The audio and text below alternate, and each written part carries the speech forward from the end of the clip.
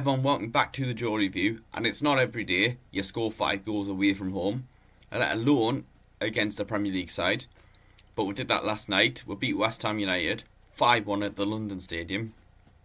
It's our the first time we scored 5 in a away game in the Premier League since we beat Coventry 5-1 in 1998. I think Dion Dublin was reminded a bit of that on Match of the Day because he was playing for Coventry back then.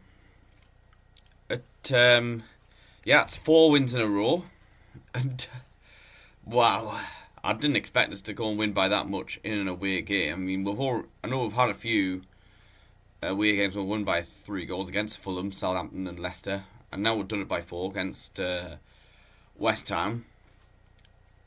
But looking at our starting 11, Eddie Howe made a couple of changes. Joelinton came back in. Callum Wilson came back in after his goal. Joe Willock, Callum Wilson obviously scoring against Man United, he came back in. But yes, Joe Willock came out even though he scored. And Isak came out.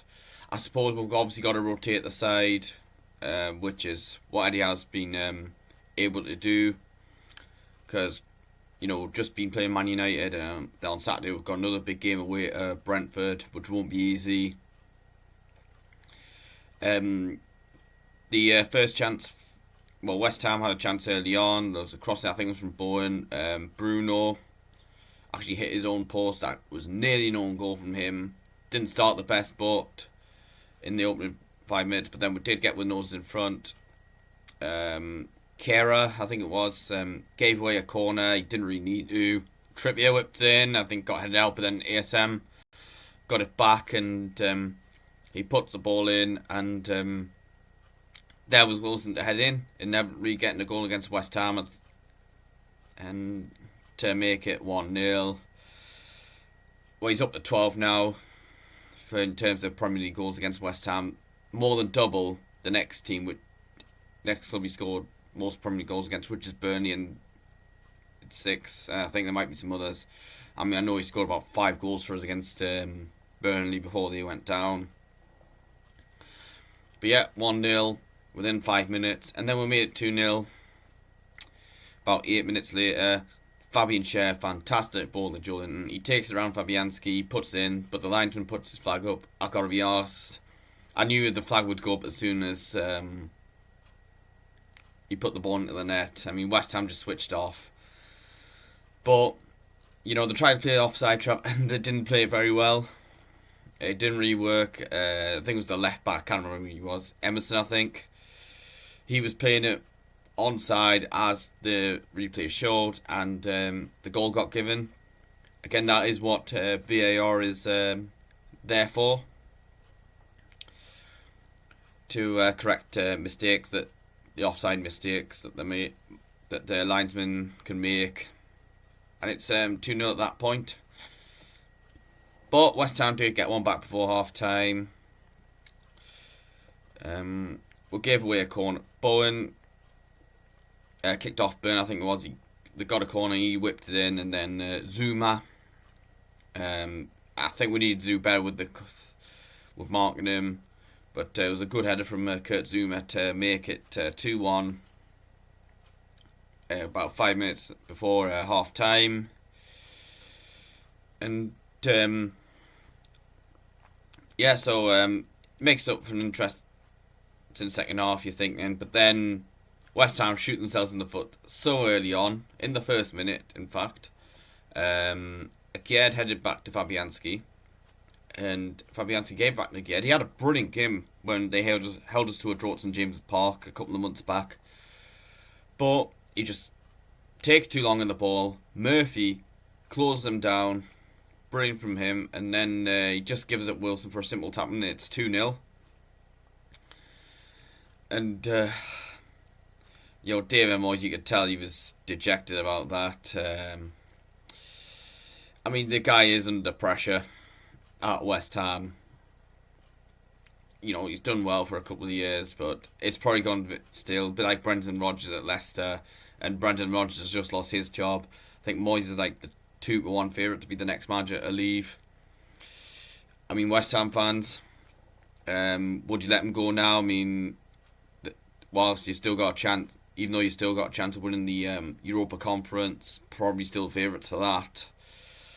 But yeah, you definitely need to be playing better than that. But then they are in a relegation battle for a reason, and yeah, they've got more enough quality to get out of it. They've underperformed, but at the end of the day, if you just have the attitude of we're too good to go down, then we'll see where that's got us twice, and some other teams in the past. Yeah. Murphy could have had a goal himself. I think because Joelinton gave it to ASM, he gave it to Murphy. Fabianski made the save, and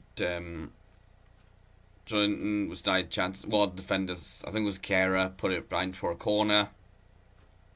And I just liked how, we've had to, obviously Eddie Howe's been able to rotate the side in these, with the games we've had this week. He's able to bring on Willock, Isak, and Gordon. Hopefully, though, with European football, we'll be able to do a lot more for this rotation and not have. We've obviously got to prepare for potentially Callum Wilson being injured because we know about his injury record.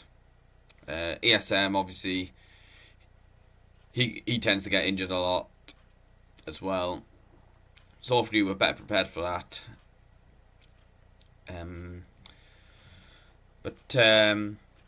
What I liked also from Trippier, Botman played a ball out to him.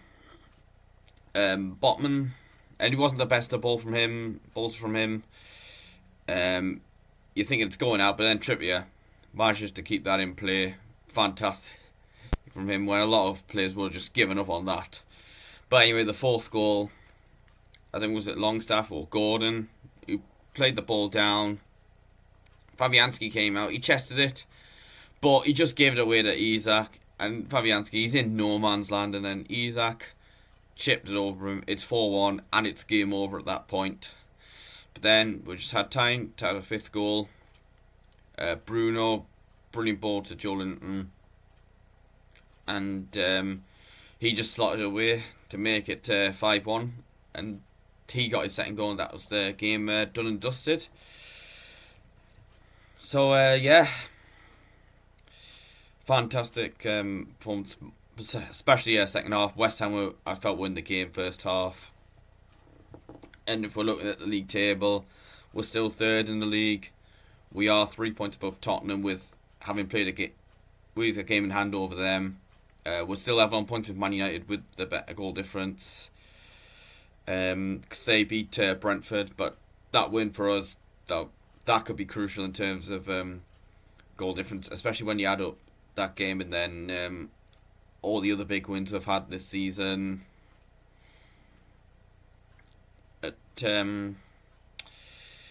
Yeah, that's pretty much all I've got to say for the match review. Don't forget to hit like, subscribe to my channel, check out my social media pages in the description below.